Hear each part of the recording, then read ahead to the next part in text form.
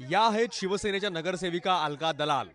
पोलिसांना अश्लील भाषेत शिवीगाळ करणं, आग लावण्याची धमकी देणं असे गुन्हे त्यांच्यावर दाखल झालेत।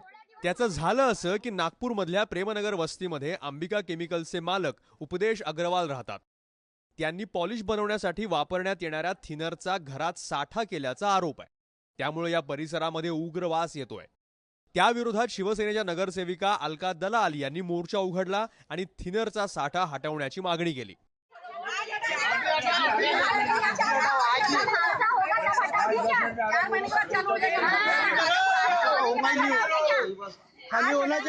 वाद वाढत गेल्यानं घटनास्थळी पोलीस दाखल झाले। मात्र शिवसेनेच्या अलका दलाल यांनी पोलिसांनाही शिवीगाळ करत धमकावल्याचा आता आरोप होतोय। आम्ही कायदेशीर कारवाई करत होतो त्यांच्यावरती की त्याच्याकडे लायसन्स सध्या नाहीये, 2012 पासून त्यांनी रिन्यू केलेलं नाहीये, तर अनधिकृत स्टॉक असल्यामुळे आम्ही त्याच्यावर कारवाई करत होतो, माल जप्त करत होतो। पण त्याच दरम्यान अलका दलाल ज्या आहेत नगरसेविका, त्या आमच्या पोलीस कर्मचाऱ्यांना, पोलीस अधिकाऱ्यांना खूप अश्लील प्रकारच्या शिवीगाळ करत होत्या। अलका दलाल यांनी मात्र पोलिसांचे हे सगळे आरोप फेटाळून लावलेत।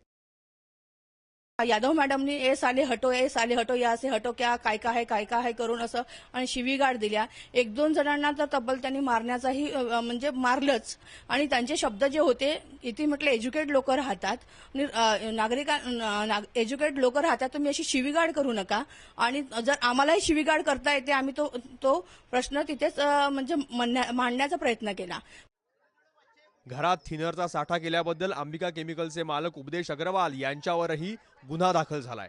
पण शिवसेना नगरसेविका दलाल यांच्यावर झालेला ताईगिरीचा आरोप सध्या नागपूरमध्ये चर्चेचा विषय बनलाय। रजत वशिष्ठ, एबीपी माझा, नागपूर।